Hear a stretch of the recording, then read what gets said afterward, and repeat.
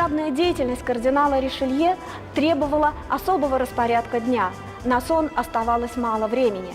18 лет кардинал неутомимо стоял во главе французского правительства, был первым министром Франции. Не отличавшийся крепким здоровьем, он, тем не менее, всячески сопротивлялся многочисленным болезням. Но умер молодым, ему было всего 57 лет.